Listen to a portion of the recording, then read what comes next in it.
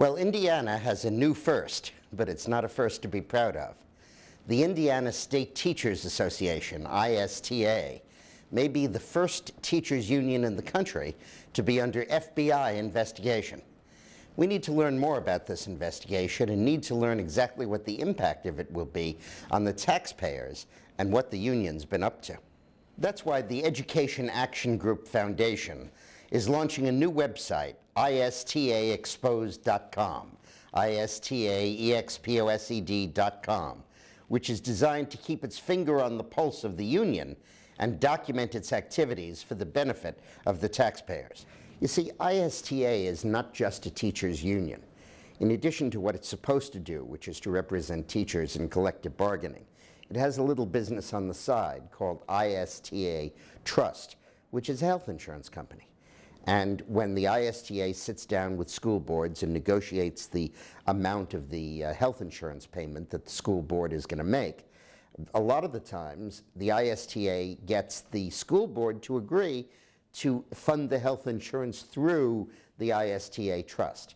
And once they get that, they not only get the benefits, they also get the administrative fee and make a tidy sum on it. There's one slight problem.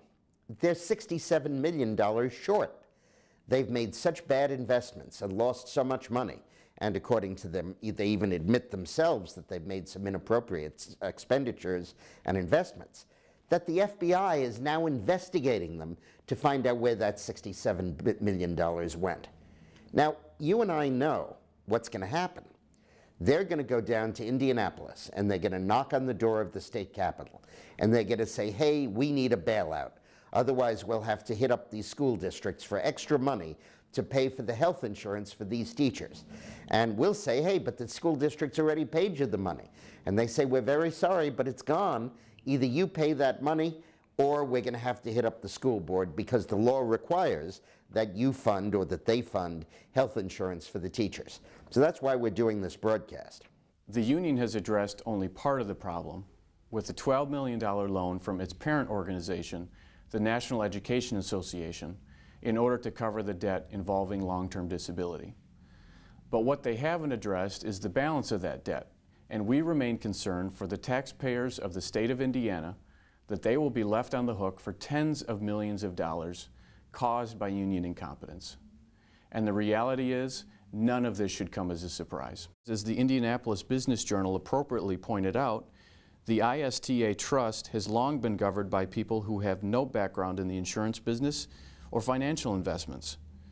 And that group includes the union's executive director, a school superintendent, a school nurse, the union's president, and a retired teacher who happens to be the brother of the State House Majority Leader. So as the ISTA scrambles to find an additional $67 million, you know that they are going to come knocking on the state capitol doors in Indianapolis, and the pressure will mount for a bailout of the union.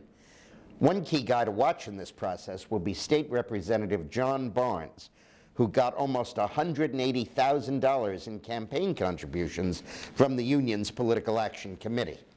But he wasn't the only one to clean up. State Rep. Vern Tincher got $85,000, State Rep. Scott Reske got $52,000, Speaker of the House Pat Bauer got $20,000, and Majority Leader of the House Russ Stilwell got more than $10,000. And that kind of money can buy an awful lot of influence. You can view the entire sickening list of all of the teachers' union contributions to your elected officials on istaexposed.com. But the real question that we have to look at here is, why would these school boards continue to tell the ISTA to offer the health insurance to its members? Why wouldn't they say, hey, you guys have lost $67 million of our money. We're not going to let you lose any more. We're going to go to Blue Cross or Blue Shield or some other company, and we'll do our business with them. And we'll satisfy our requirement to offer health insurance to teachers, but we won't do it through the teachers' union. In a memo sent to the union staff, ISTA officials wrote that, quote, it is critical that you remind your local leaders that long-term disability insurance and all other insurance is a mandatory subject to bargaining. A school corporation cannot drop an insurance plan, add an insurance plan, or even change an insurance plan without the agreement of the local collective bargaining agent. So what that means is that they're stuck with the ISTA.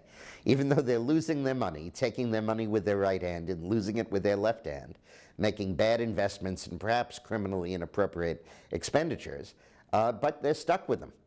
And the big reason that they're stuck with them is the union's political clout, manifest in local school board elections and in campaign contributions to the state legislators who design the ground rules. And speaking of political clout, ISTA is far and away the biggest campaign donor in Indiana politics. And it uses the influence it purchases through those contributions to defeat all common sense efforts to reform and improve public education in the state. And they've been very clear about this.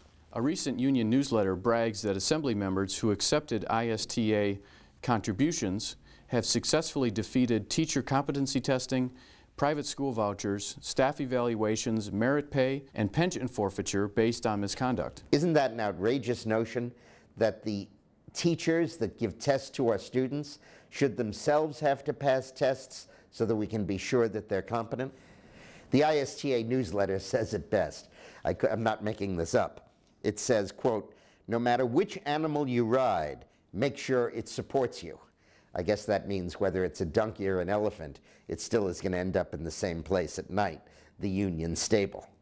Now, this presentation that we're making on behalf of the Education Action Group is part of a long-term campaign that they're going to be waging in Indiana to expose the activities of the ISTA and to rally parents and citizens to speak out for their schools. So stay tuned and go on our website, istaexposed.com. This is Dick Morris. Thanks.